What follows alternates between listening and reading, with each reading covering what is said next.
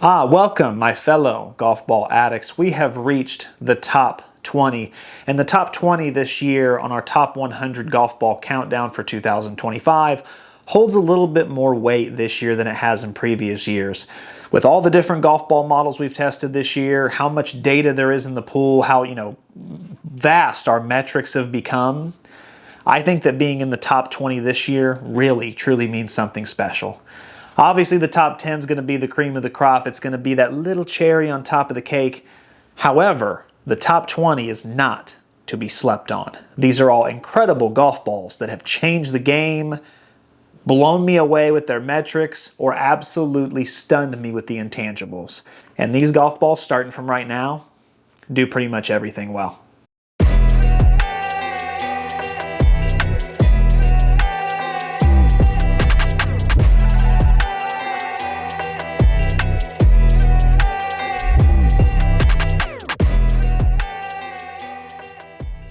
As always, thank you so much for supporting the channel. Everyone who's liking and commenting, all the positive comments have just been wonderful. If you do want to support this channel further, we have two ways to do it. You can either join the membership, which just starts at $1 a month, or I do have a GoFundMe page that is listed in the description of this video, and you can do it that way too if you just want to do a one-time donation. I know it's the holidays, I know the economy's rough, so anything like that is really appreciative. And if you can't afford it, like I said, the free stuff's awesome too. Thank you so much. All right, without further ado, let's start the countdown. I'll tell you what, this thing's just a powerhouse. This golf ball spins, and a lot of you probably wouldn't have guessed that. I definitely wouldn't have, but that's great. I'm the king, though. I'm the leader in this room, is that driver performance. Number one. I'm blown away. Number one right now.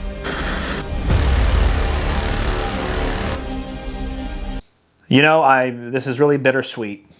It's really bittersweet to have to sit here and talk about the Wilson Boost because we pretty much know at this moment it's been discontinued. It will be no more. I don't know if they're going to come out with a new model of it or a new version, but all I know is that the model we've been testing for 2 years and have all fallen in love with is no more. This golf ball was at Walmart for $10 a dozen. Actually, $9.72 is what it finished with. And it really proved why I wake up out of bed in the morning and why I do this. Because most people look at that golf ball and think, okay, water ball, junk ball, yard ball, whatever. No, last year it was top 10. It was actually top 5. It was actually top 3. This year, it's only top 20, but it is still a fantastic model. Let's go ahead and look at the metrics and see why it has been such a favorite on this channel. As you can see, 85th when it comes to 50-yard spin, so it's not the greatest when it comes to, pitching. Pitching wedge spin was actually really decent, though, top 40, and the ball speed was almost top 40. But where this golf ball really starts to shine is when it comes to the 7-iron. It was medium of the pack in ball speed, but it was 6th in spin. So this golf ball spins a lot with the mid-irons. Then we get to driver, and we have 22nd on the distance, we have 32nd on the spin, and 43rd on the ball speed, which is all very, very, very respectable.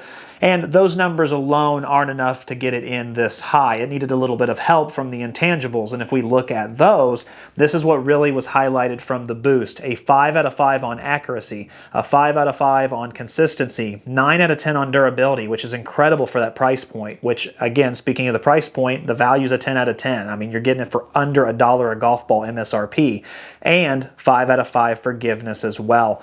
That is just so impressive. This golf ball has a very, very high launch, and it's one of those golf balls I did some on-course testing in the vlog I released about a month ago. That was really cool.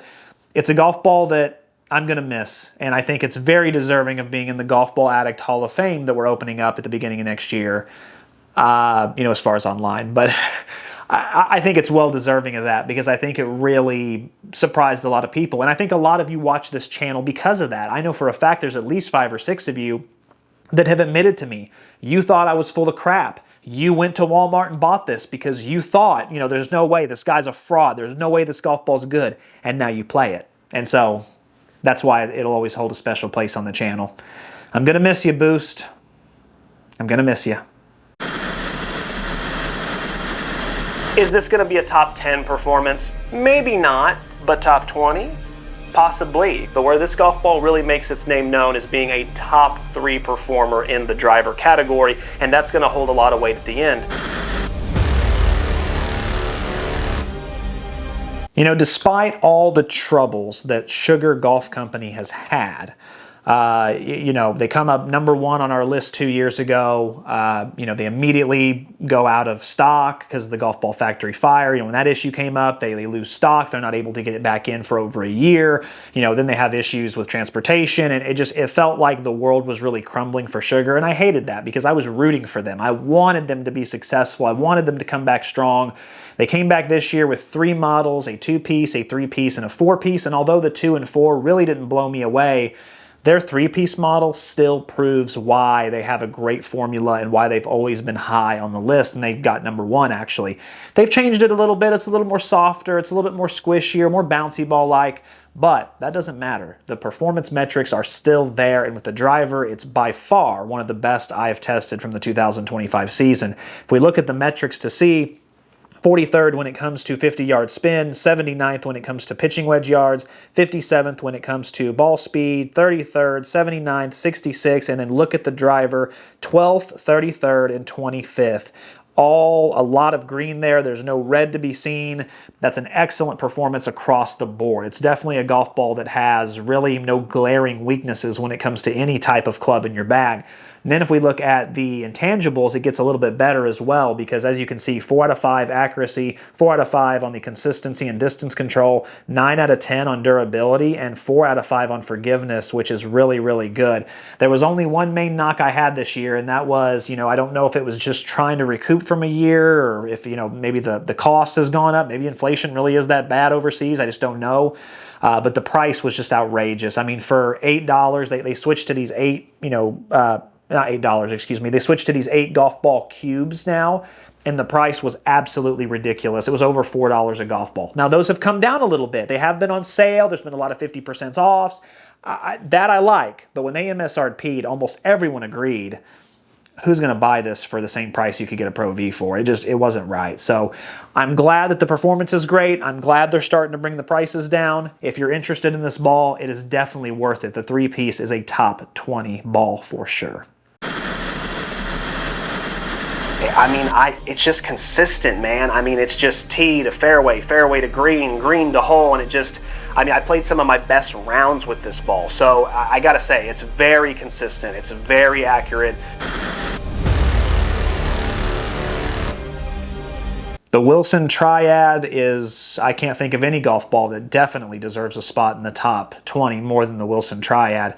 You know, it's a golf ball that they changed it this year. They made it a lot softer. They made it more for slower swingers. You know, last year it was basically a staff model. That's kind of what it looked and felt like. Obviously, there's kind of an issue with that because you don't want it too close to your tour balls. Everyone was just buying the Triad, so they changed it up a little bit, softened it up, made it a little bit different. It doesn't matter. It's still a winner. I actually think it actually is for the better. I really do. I know some of you don't like it, but I think it's actually a better ball now than it was. Let's go ahead and look at the metrics here. As you can see, now I know some of those are blanked out. Please allow me to talk about that in just a second.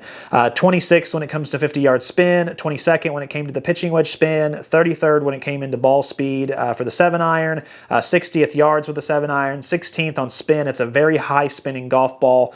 It's not a distance king. It's more about forgiveness and consistency. Driver, I didn't put it on there either, but 61st in spin. So please forgive me for that. The reason I originally had done that was because this golf ball was tested at such a slow swing speed. It was like 1.5 miles slower than my average. And so there was a lot of calculation that had to go in there. And at the time, I didn't want to just put like 115th because that's what it would have been.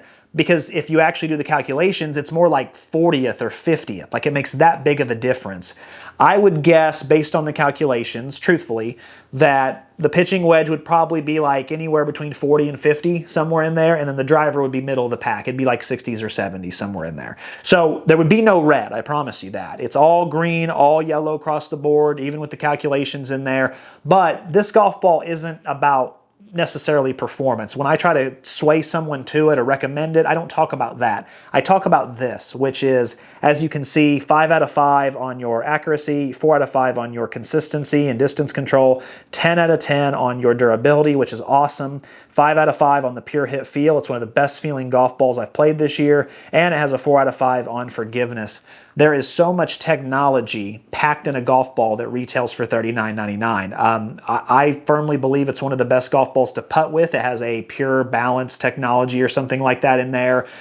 It's just a lot of golf ball for not a lot of money, and a lot of you love it for a good reason. If you're someone who is ready to move into the three-piece game and you're trying to lower your handicap and you're trying to just keep it in play and not be in the penalties, you got to at least put this one on your list. It has to be tried for sure. Try the Triad. See, it's in the name. I wish it was more like my Z-Star, more like my Pro V1, or more like my, that kind of thing, right? Which golfer is going to be happier with this one? The guy who's used to playing the Pro V1. The guy who's used to playing the tour ball. The Legato LTX 3085. This golf ball made the top 20 last year. It makes the top 20 again this year. And that's pretty crazy considering they changed the model up this year. So the fact that it's that consistent is pretty admirable. It really is. Now, when I originally did the review earlier this year, I had one criticism, and it really concerned me. At the time, I felt that it just was a little different from the old version. I felt like they had made it more tour-like. I felt like they'd firmed it up a little bit, and I was concerned how that would relate to the average golfer. Well, here we are 8 months, 9 months later. I've done on-course testing with it. I've had so much more time to play around with it. And yes, it is those things. It is a little firmer. It is a little more tour-like, but only to a small degree. I think the majority of players who swing 95 and up are not going to have an issue. I think they're going to enjoy it. It's going to be fun, maybe even 90 in there possibly. But looking at the metrics, as you can see, 35th in 50-yard spin, 40th in pitching wedge yards, 21st in the ball speed, 45th when it came to the spin, 16th when it came to 7-iron, 8th when it came to ball speed on the 7-iron, and then driver, this is kind of where I've always had issues with the Legato, is that, the driver performance could have been better. It was definitely a little soft off the tee. So that's what, for the past 2 years now, has held Legato back from the top 10, is whether it was with the 5 hybrid last year or driver. Once you get to the big clubs, it does take a couple yards off. But I'm okay with that, because what this golf ball offers in return is 65% on the green side spin, an awesome design as far as having a great alignment tool and just, being truly unique. And that value is a 10 out of 10. I mean, you can't beat what the Legato gives you for the price. That's what the main selling point is. $29.99 a dozen on Amazon all year long. And then during Prime Day, they were $19.99 a dozen for a 3-piece urethane. I wonder if it's a little more forgiving than I initially gave it credit for. I think after on-course testing, I would probably change that, but I'm going to leave it on there just to be fair, because that was my initial reaction. It's a top 20 golf ball, and I can sit here and nitpick it all day long, but the reality is for $30 a dozen, there's not many golf balls that can beat it on the market. There just isn't, and that's why it's top 20.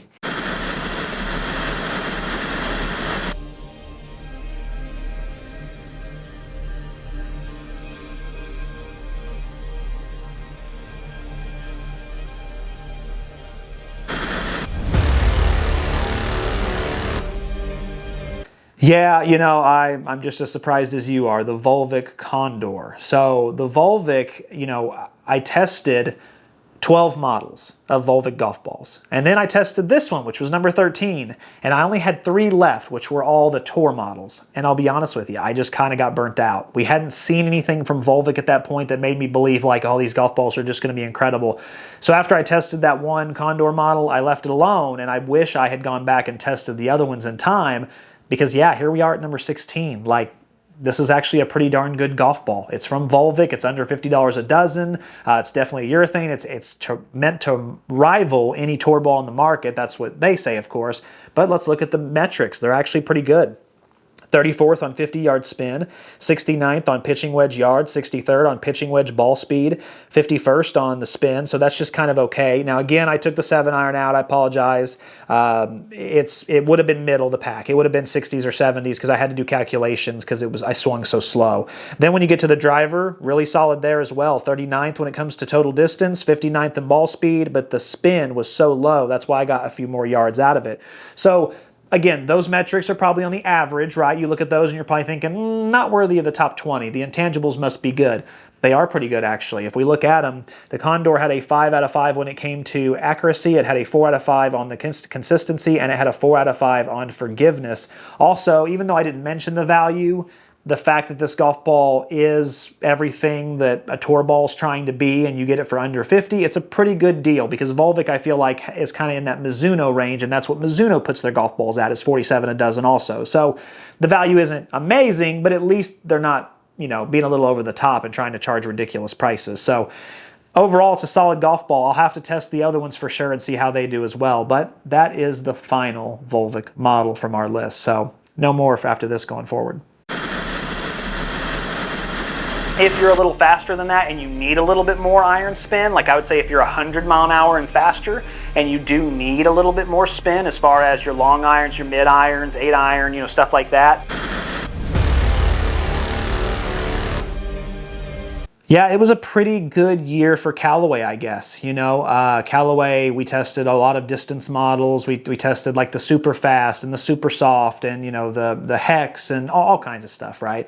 But the Chrome Tour is a really darn good golf ball, and I'm surprised because I don't usually care for this level of firm golf ball. I haven't in years past, but this year under these parameters and going based off performance mainly with all the other intangibles being kind of a side note, the golf ball actually does really well. It's not a golf ball I would personally play. I think it's a little too punishing and unforgiving for me, but I can see why a lot of you really like it a lot. Let's check out the metrics. Looking at it, as you can see, there's not an ounce of red in there. In fact, this is actually really cool. The entire top row, the short irons and the wedge are all just, you know, in that average range, but once you start really compressing the golf ball with a mid iron or a driver, it turns into one of the best performances we've seen so far. 22nd, 27th, 13th, 10th, 7th. I mean, look at that driver performance. Everything in the top 13.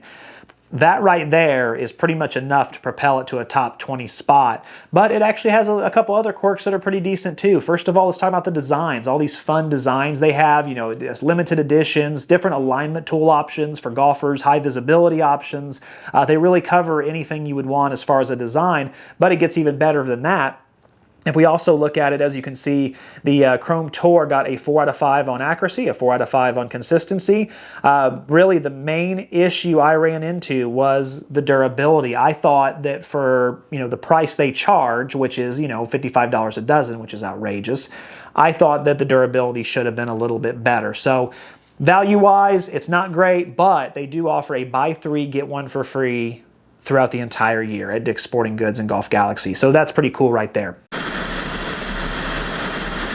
Like I said, it's firm and traditional, and that's awesome. I love how unique it is, and I love that it can be bent left and right. There's tons of detail in this golf ball. This is a golf ball that will do exactly what you tell it to do. I'm sorry, let me rephrase that. It will do exactly what your club tells it to do. If you close the face a little, it's gonna hook, it's gonna draw it.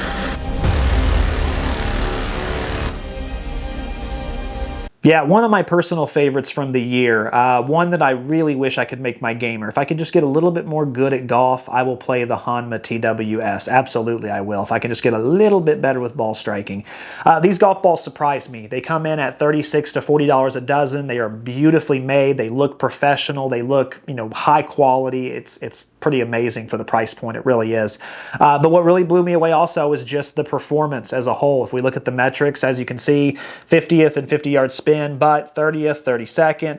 Didn't spin a ton with the pitching wedge, but that's quite all right. We got 74th, 56th, and 46th. Those are all kind of good to average numbers, but the driver performance again comes in hot. 15th with the driver on the distance, 11th on the ball speed, and 43rd on the spin. So, yeah, really great performance. Drivers are really helping a lot of these golf balls in the top 20, you'll see, and this is no different. But also, if we look at intangibles, as you can see, 65% on the green side spin. This thing has more bite than a snake pit. I absolutely love it. 10 out of 10 on your durability. Again, it goes back to that quality, just fantastic. A 9 out of 10 when it comes to your value. Like I said, $36 to $40 a dozen is nothing to shake a stick at.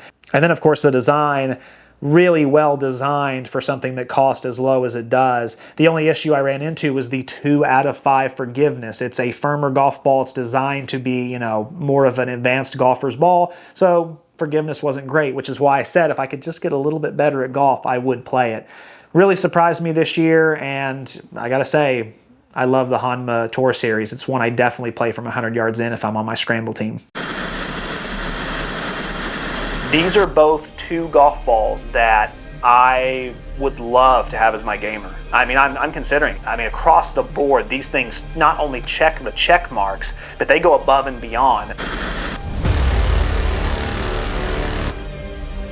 I have a lot of respect for Trust Golf this year, what they have done with the Bison series, you know, coming out with a new model last year, kind of a prototype at the end of the year, and then they've had all year to kind of make some tweaks to it. And I gotta say that the tweaks that have been made, they've got this thing now where they want it, I believe. And wow, you know, I liked it last year. It was a great ball last year. I love it this year. I absolutely love it. There is a lot to like about the Trust series. First of all, value-wise, $30 a dozen if you buy them in bulk, $40 just from the rip. They go on sale all the time on Amazon or during, you know, Black Friday, Cyber Monday, different sales throughout the year. But let's look at the metrics also. This is the X model. This is intended for faster swingers, of course, and they have a V model that's for slower mid-swingers. So the X model, as you can see, 56th when it comes to the spin, 48th when it comes to pitching wedge, 55 in ball speed. 7-iron performance was excellent. It was 23rd in yards and 11th in ball speed. And then look at driver as well. It might have spun just a tad high on the driver, but the yards was still 23rd and the ball speed was still 21st. So who cares about the spin at that point, right? If you're getting basically almost top 20s in those two categories, spins just whatever. I mean, unless you're slicing and hooking, then you got to be careful, right? But it's not just the performance that I love with this golf ball. First of all, when it comes to the design of it, it also just has a great alignment tool and design in general. It's very unique. It stands out from the crowd.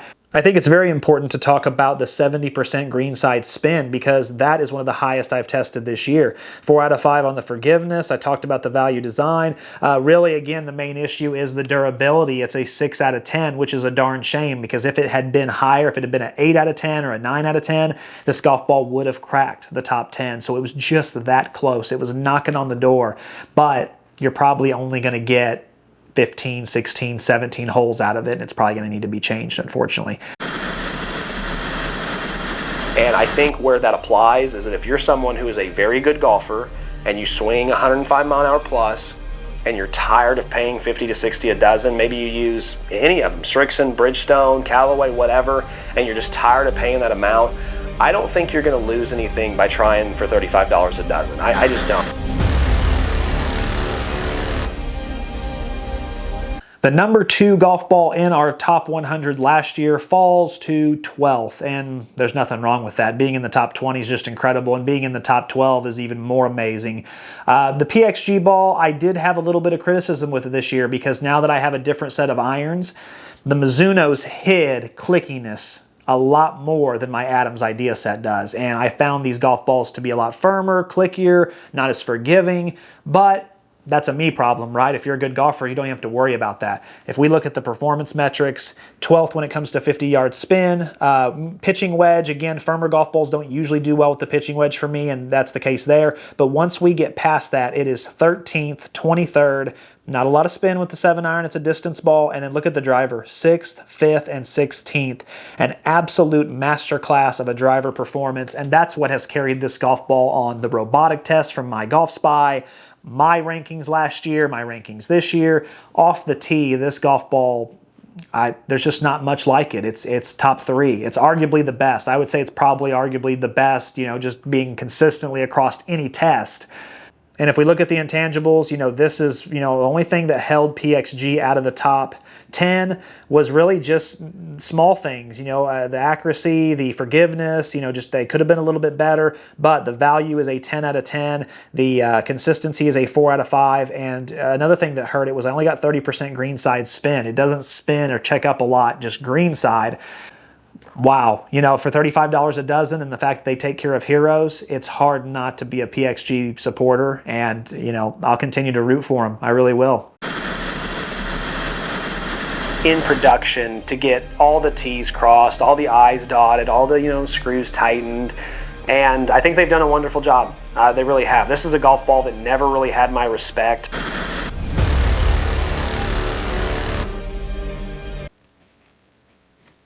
Oh, sorry, I'm just eating my hat because I'll be completely honest with you. If you had told me before I made this list that the TP5X, one of my most hated golf balls I've ever played in my life, would make the top 11, I would have said, oh yeah, if that happens, I'll eat my hat. And so Anyway, no one told me that, but I was just doing it out of respect.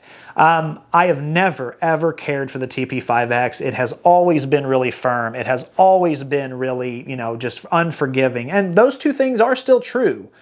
But now this year that, one, I've gotten a little bit better, and two, I've changed how I get the shots. I've increased the number of shots a little bit to take the best 10. Now all of a sudden you're seeing what this golf ball can really do if it's hit properly. And let me tell you something, I may not like the X model, but when it's hit properly, it does some pretty incredible stuff. As you can see, 23rd when it comes to 50-yard spin, 42nd in pitching wedge yards, 22nd in ball speed. Doesn't spin a ton, but that's okay. It's still 57, it's not bad. And then when it comes to the 7-iron, it spins an absolute crap ton, which is why the distance wasn't very good. And the driver performance, 11th, 14th, 29th, really, really solid. So amazing 50-yard spin, you know, solid performance with the pitching wedge, solid performance with the 7-iron, and another masterclass as far as the driver off the tee.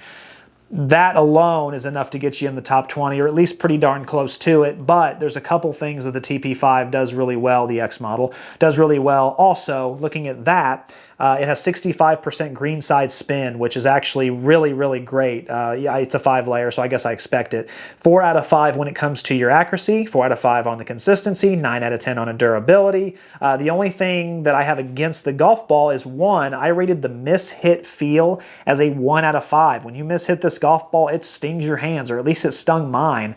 Then also the 2 out of 5 on the forgiveness kind of plays a part in that. It's a firm golf ball. It's one of the firmest on the market. So if you're an average swinger and you miss-hit it, it's going to spin left and right, and it's going to really lose a lot of ball speed, and that could be a problem. So that's why I ultimately just don't care for it. But I can't deny how good it performed, and I can't deny that there are some good things about it. I won't pay $55 a dozen for it, but I appreciate the designs and all the special editions they have too. So intangibles are a lot of this. I mean, a lot of roller coaster. But if we just kind of eliminate all that and say, how are the performance metrics? They're pretty darn good. I almost wonder how good they are if I was a fast swinger. So let's be honest, there was a lot in that list that was really surprising, for me at least, and there was also a lot that was kind of expected. You know, I expected Legato to be in the top 20 again. I expected the Triad to. There wasn't really much surprises there, but balls like the TP5X or even the Trust Bison X, I just didn't see those coming. So it's been a fantastic year. Next up, we will have the top 10. Unfortunately, it will not be 2 days. I need a few more days other than that because I really want to make the top 10 more cinematic, better production value, and I really want to take my time on it to make sure all my I's are dotted and my T's are crossed. So thank you for your understanding on that. At this point, you should know what the top 10 golf balls are, or at least what most of them are, based on if you've seen my reviews all year. So I'm interested to see what your guesses are. I really do. You can go ahead and hit them in the comments. I'll see you very soon.